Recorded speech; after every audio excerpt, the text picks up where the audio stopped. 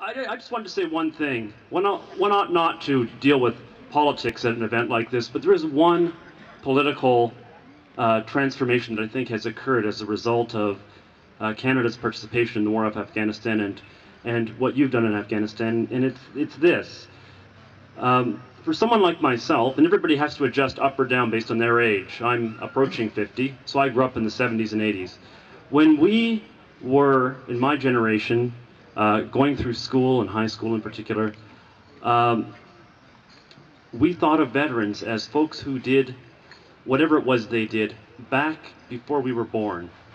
The acts that the acts of self-sacrifice, of preserving our country's democracy and our civilization's democracy were all legendary events that happened in the past. And they were honored on Remembrance Day in particular by folks who just seemed really old to us, although of course they were a lot younger then than the veterans of World War II are now. In fact, they were veterans of World War I when I was a kid. But they were old men remembering old events that were a bit beyond us. And that has changed for someone in my generation.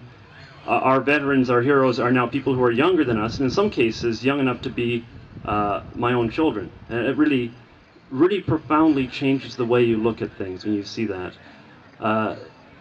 For one thing, it confirms that the spirit of heroism, the fact that Canada is a nation of heroes, is not simply something that exists in our past, that is part of our present.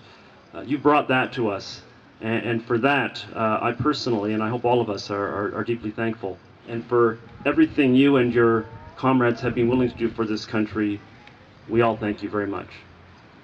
Thank you very much for being here today. It's tough following Scott because you never know what he's going to say, and he often takes away some of the things that I was going to say. But I will echo this that Scott brought up.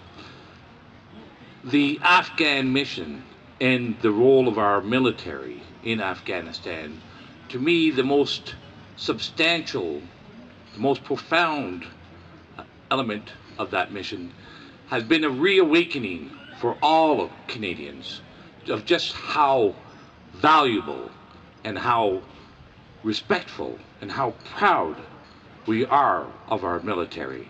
It's been a real, like Scott, in my generation, there's been a historic sea change in just how we view and how we value our military.